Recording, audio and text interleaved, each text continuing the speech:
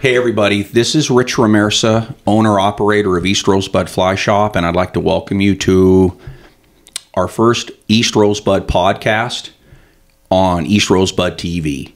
My co-host is going to be a young man who works and lives in the Billings area by the name of Brandon Booty. Say hi, motherfucker. Hello everyone, my name is Brandon Booty, guide and avid fly fisherman. No doubt. Yeah, well, we're going to talk about your guiding season, your rookie guiding season in a little bit. But I wanted to first just kind of tell everybody why we're doing a podcast. First of all, I don't even know what a fucking podcast is. I mean, I get people all the time in the shop that are, hey, did you hear this, or did you listen to this podcast, and did you pay attention to blah blah? I'm like, fuck, I don't even know who you're talking about. You listen to podcasts? I'm talking fly fishing podcasts. I don't listen to any fly fishing podcasts. No, not at all. No. You never have. We're making one. I mean, I've listened to a couple, but like bits and pieces of one. But I've never like sat down and listened to one. I don't listen to fly fishing podcasts. No. Well, and here's the thing. I got to be straight with you, brother. I don't even know what pod means. I mean, what does pod mean to you? To me, it means when I think of pod, I think of a group, but I don't know. A pod, you think a pod, I guess you're probably right. Pod being a group. Okay, probably right. Yeah, so pod to me is like Invasion of the Body Snatchers and shit. You understand that? No, I don't. Fucker. You're too young, B. Invasion of the Body Snatchers. It sounds intriguing. It was a good movie back in the day for old dudes like me. And that's, pods were part of the body snatching, All right. Yeah, that's why. So fuck it. I don't know what a pod is, but we're doing our first podcast, and I know right now we're appealing. We're going to start with an audience of 6. I know there's 6 of you out there listening to us, so that's who we're catering to. The reason that we are doing a East Rosebud podcast is because I want you to buy shit from me. Anybody in this industry that's got a podcast is trying to sell you shit. No matter who they are, what they are, and they're in fly fishing, they're trying to sell you shit, and so am I. So please, go to my website and buy some shit from me.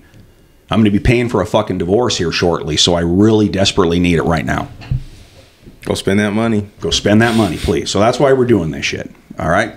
Even people out there that don't have anything to sell you on their podcasts are trying to sell you something. That's why we're all doing it. So sit back and enjoy, all fucking 6 of you. So Brandon Booty, you just completed your first rookie season as a guide primarily on the Bighorn River. And just right on top of my head, my first question is, has your bleeding asshole healed? Not quite yet. Not quite yet, to be honest. Just in the post-scab stage or what? Yeah. It's almost all the way scabbed up. It's getting there. I'm sorry, but listen. I've been in the fly fishing industry for 15 years, and I've loved it. It's been a great run. But let me tell all 6 of you out there something. It is hard to make a fucking living in the sport of fly fishing. And I don't care if you're retailing like my ass, or you're territory repping, or you're guiding like Booty. It's tough to turn a fucking dime. And I got to be straight with you. You motherfuckers, you have the toughest gig in the sport of fly fishing to when it comes to making a living. I would never do it. I would never take on the responsibility of making some anglers happy fishing. I mean, you break it down to that. I mean, it isn't, how big and how much and all that, as far as what the catch rate is.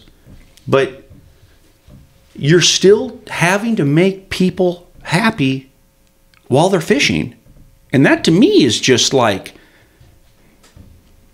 that's like trying to please a woman spiritually, physically, and emotionally. Which teeters on motherfucking impossible. So you have the toughest gig in fly fishing. Talk to me. How was it? It was good. Yeah, like you said, it's tough. I loved your analogy there. It was great. And honestly, most of them aren't anglers. At least the people in my boat, even the ones who think they were. You know, that doesn't surprise me. You know, I fished with a group on the upper Nushagak in Alaska, and one of the guides told me, and this is a fucking tough remote fishery, right? And one of the guides told me, we get fucking groups here, they don't even know what they're going to fish for when they get there. And I mean, that shit's $6,000 a week. So straight up. I mean, what the fuck? I mean, they signed up at Cabela's on a Saturday afternoon. So what? How many days did you do this year? I did around 50 days. Okay, and that's 50 days. And that's pretty light, right? I mean, once you get going, you should be doing what, 100, 125, 150 days. My goal next year is around 100. You know, at least 80 to 90. You know, 50 for your rookie year is you know, it's my rookie year, so right. And your audience of and our audience of 6 out there, I want you to know that in Montana, guides have about a 5 to 6, 5 to 7 month window a year to work.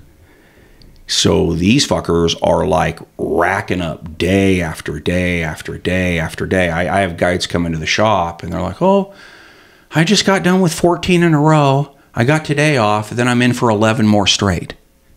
And I'm sitting there going, damn, you look tired, bitch.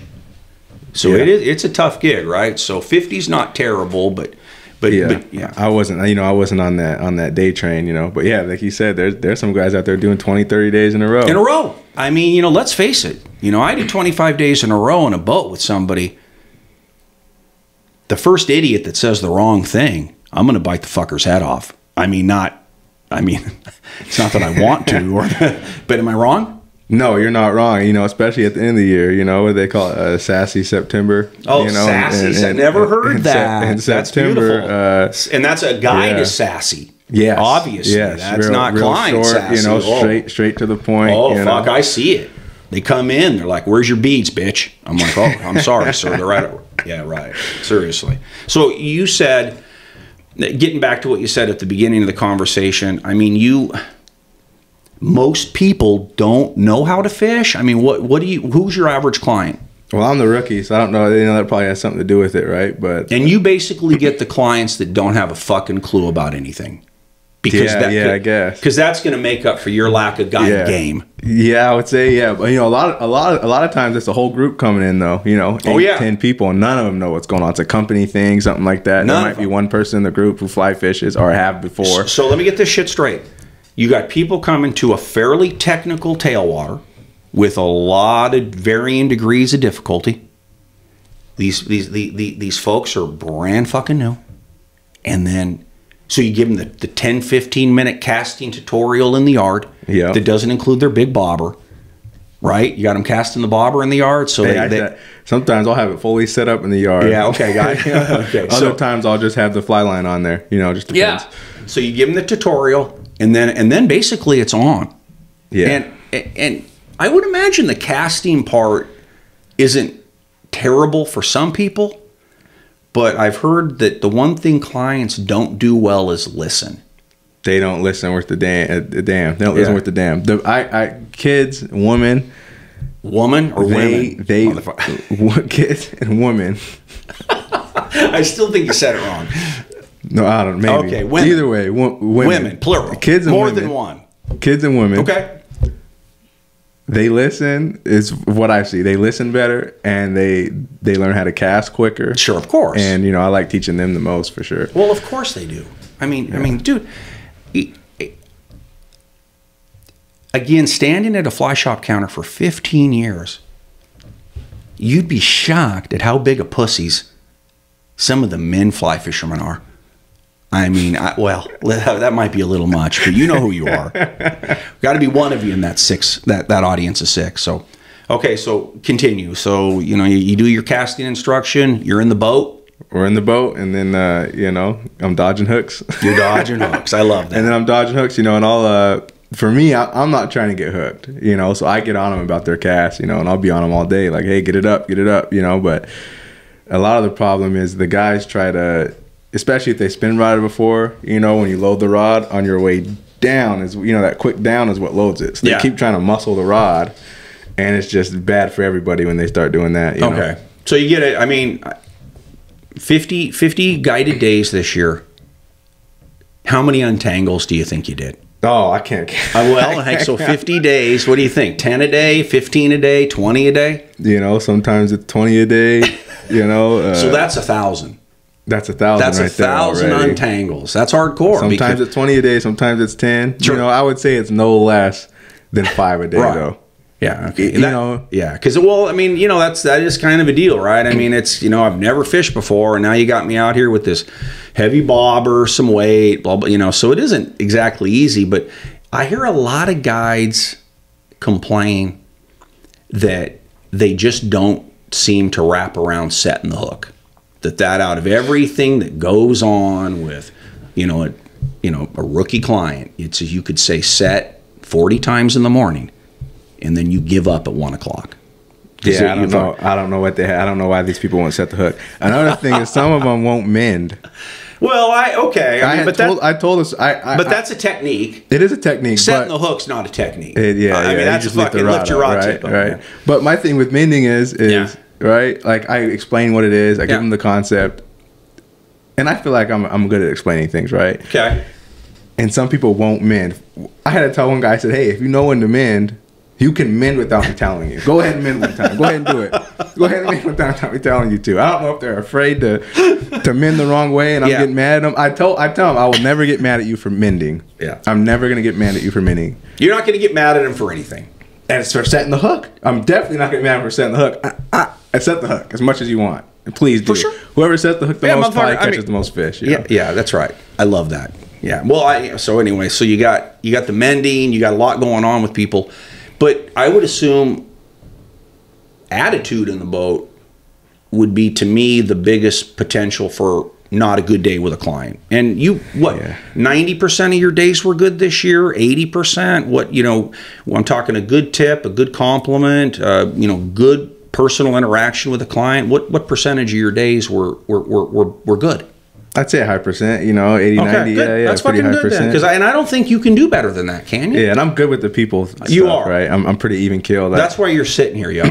Thanks. You're welcome. Yeah, I think I'm pretty good with the people. There's a couple people I kind of got short with, but I feel like, you know, I was feeding off their energy. September? Yeah, it was in September for sure, probably. Yeah. All right. Or late August. But you do probably get the people that think they're really good and they're not.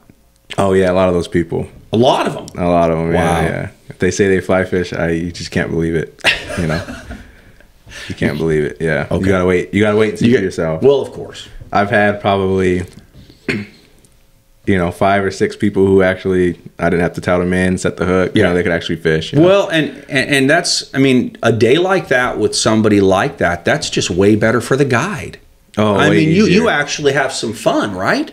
Yeah, you get a legit stick. I get to have some fun. I might be able to try something a little different. Yep. You know. Yeah, I have a lot of guides say to me casually, you know, hey, how you know, how's the river fishing? You know, it's fishing pretty good if you can cast, if you can fish. You know, I hear that a lot from them, meaning that like they do. It's the same thing. They get a lot of people that just really, you know, are kind of they're beginners or.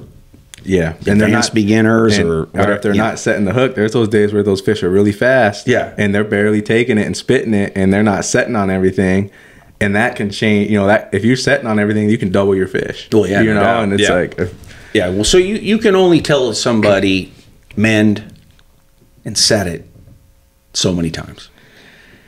Yeah. All right. Not to interrupt you, I'm sorry, but how was your tip season? I mean, so the tip season, when a trip gets booked through our outfitter here at the shop, you know, I'm always looking at the dude saying, you know, that price is everything excluding the tip, and a minimum tip is a C note. I mean, I just tell people that like, even if your day is shit, you give your fucking guide $100 minimum, just because, you know, the dude ain't getting every penny out of that $650. Yeah, that's that's how it works in Montana. You have to book a guide with a licensed outfitter, and the outfitter gets a piece of that money. Maybe a booking agent gets a piece of that money, And then after that, the guide gets paid for that day. And it sure as fuck ain't the full $650 that a shop like me will take in for a guided trip. Yeah. So the tip really matters. The tip matters a lot, you know, and then you also got to account for, right? A lot of the guys live out there, but I commute. So that's $50 in gas a day for me getting out there. Then there's all the flies, tip it. And the commute part, that's about 85 miles one way, right? Yeah. And I got to ask you this, and it's a little bit crude, but it's just going to cut right to the matter. Do you drive back and forth every day because of a woman? Mainly, yeah. Okay, good. I just right? Woman and kids, right? That's right. Yeah. So if I was single, I'd be living out there for sure. And at $3.75, $4 a gallon. I mean, you know, round trip, 170. You know, I mean, geez, that's money. Yeah. So it's a lot of it adds up. So tip your guy.